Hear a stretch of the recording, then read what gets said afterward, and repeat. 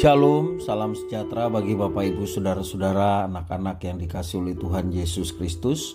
Jumpa kembali bersama saya Pendeta Eka di dalam renungan firman Tuhan pada hari ini, hari Kamis 9 Februari 2023. Sukacita dan damai sejahtera dari Tuhan Yesus kiranya menyertai hidup kita sekalian. Puji nama Tuhan. Sampai pada pembacaan firman Tuhan hari ini, yakni kitab Yeskel pasal yang ke-20. Kiranya firman Tuhan memberkati kita sekalian. Puji nama Tuhan. Baik, sebelum kita akan merenungkan bagian firman Tuhan hari ini, kita akan berdoa. Tuhan Allah Bapa di surga, di dalam Yesus Kristus, kami datang kepada Tuhan mengucapkan syukur terima kasih atas kasih setia dan pemeliharaan Tuhan atas hidup kami. Dan kami mau terus memelihara hidup kami dengan kebenaran firman Tuhan yang mengisi hati pikiran kami sehingga menerangi jalan hidup kami. Kami mohon Kau berikan kemampuan kepada kami untuk dapat memahami firman Tuhan, juga menolong kami untuk kami dapat menggenapinya dalam hidup kami. Terima kasih Bapa, demi nama Tuhan Yesus kami berdoa. Amin. Saya akan bacakan dalam Yeskel pasal 20 ayat 30 sampai 44. Demikianlah firman Tuhan. Oleh sebab itu, katakanlah kepada kaum Israel, beginilah firman Tuhan Allah. Apakah kamu menajiskan dirimu juga dengan cara hidup nenek moyangmu dan berjinah dengan mengikuti dewa-dewanya yang menjijikan? Dalam membawa persembahan-persembahanmu, yaitu mempersembahkan anak-anakmu sebagai korban dalam api, kamu menajiskan dirimu dengan segala berhala-berhalamu sampai hari ini. Apakah aku masih mau kamu minta petunjuk daripadaku? Hai kaum Israel, demi aku yang hidup, demikianlah firman Tuhan Allah, aku tidak mau lagi kamu minta petunjuk daripadaku. Dan apa yang timbul dalam hatimu sama sekali tidak akan terjadi, yaitu yang kamu katakan, kami ingin seperti bangsa-bangsa lain, seperti segala kaum di negeri-negeri untuk berbakti kepada pohon dan batu. Demi aku yang hidup, demikianlah firman Tuhan Allah, aku akan memerintahkan kamu dengan tangan yang kuat dan lengan yang teracung dan amarah yang tercurah. Aku akan membawa kamu keluar dari tengah bangsa-bangsa dan mengumpulkan kamu dari negeri-negeri di mana kamu terserak dengan tangan yang kuat dan dengan lengan teracung dan amarah yang tercurah. Dan aku akan membawa kamu ke padang gurun bangsa-bangsa, dan di sana aku akan berperkara dengan kamu berhadapan muka. Seperti aku berperkara dengan nenek moyangmu di padang gurun tanah Mesir, begitulah aku akan berperkara dengan kamu, demikianlah firman Tuhan Allah. Aku akan membiarkan kamu lewat dari bawah tongkat gembalaku dan memasukkan kamu ke kandang dan menghitung kamu. Aku akan memisahkan dari tengah-tengahmu orang-orang yang memberontak dan mendurhaka terhadap aku.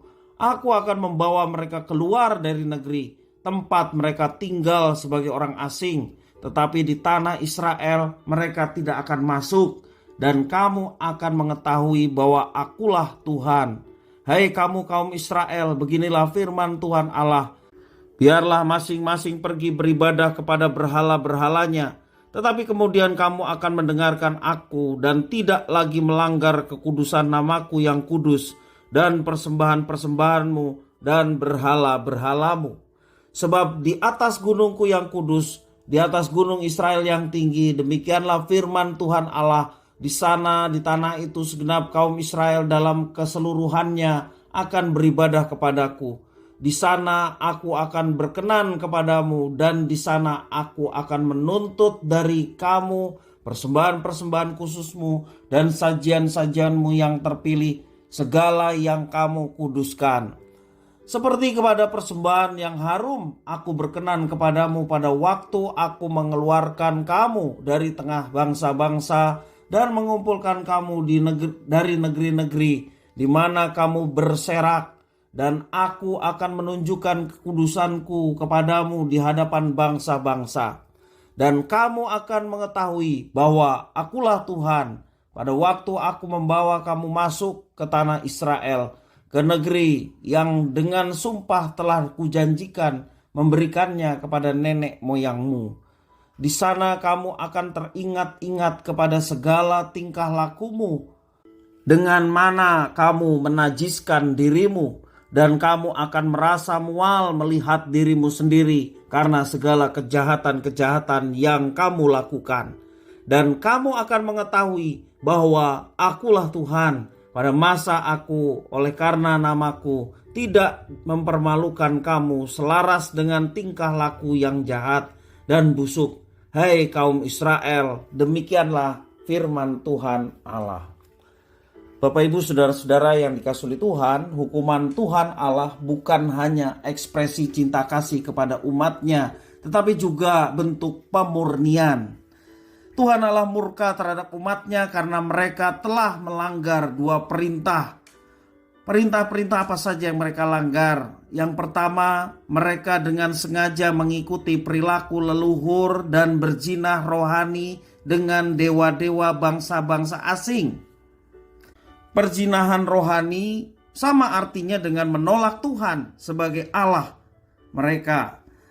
Tuhan Allah yang telah membebaskan leluhur mereka dari perbudakan dan memberikan tanah perjanjian kepada mereka, mereka tolak oleh karena perzinahan rohani. Bukannya belajar dari sejarah kaum leluhur, mereka dengan sengaja mengulanginya. Itulah dosa yang merupakan kekejian di mata Tuhan. Yang kedua, mereka mempersembahkan anak sebagai kurban bakaran bagi dewa-dewa asing.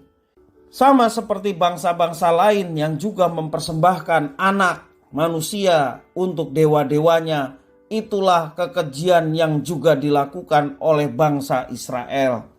Tindakan mereka telah melampaui batas kemanusiaan dan ini dilihat Allah sebuah kekejian. Karena itu Tuhan Allah tidak segan-segan menghancurkan umatnya. Karena Tuhan Allah telah memilih Israel sebagai umatnya, maka Tuhan tidak akan membiarkan umatnya menjadi tipe bangsa seperti bangsa lain yang tidak mengenal Tuhan. Tuhan Allah sendiri yang akan menghajar dan mendisiplin umatnya dengan murkanya. Dengan tangan besi dari Tuhan akan menundukkan kebebalan hati umatnya di padang gurun bangsa-bangsa. Padang gurun bangsa-bangsa melukiskan perjalanan pulang umatnya ke kampung halamannya dari pembuangan Babel. Di padang gurun itu Tuhan Allah akan memunahkan mereka yang memberontak kepadanya. Di sisi lain, hanya kaum sisa yang masih memelihara ketetapan Tuhan yang berhak pulang ke negerinya. Itulah yang akan terjadi dalam kehidupan bangsa Israel. Bapak Ibu Saudara-saudara, semua ini memperlihatkan adanya harapan pemulihan dari Tuhan di tengah kejahatan yang mereka lakukan.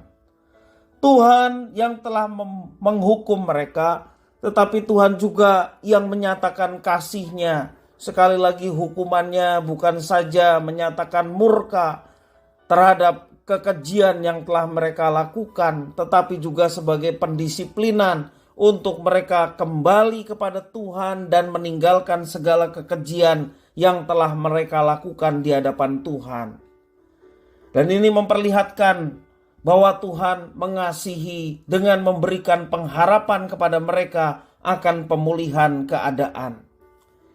Tujuannya agar bangsa Israel sekali lagi menyadari akan segala dosa-dosanya dan kembali menjadi bangsa yang kudus di hadapan Tuhan. Bapak Ibu saudara-saudara yang dikasihi Tuhan, Tuhan Allah marah karena Ia mengasihi. Dia marah oleh karena Dia ingin umat yang dikasihinya berbalik. Di balik setiap amarah yang dinyatakan oleh Tuhan kepada umatnya, kita belajar di sini ada pemulihan yang dijanjikan oleh Tuhan bagi mereka yang bertobat dan berbalik kepada Tuhan. Oleh karena itu, Bapak Ibu saudara-saudara yang dikasihi Tuhan, marilah kita terus belajar mengenali kehendak Tuhan.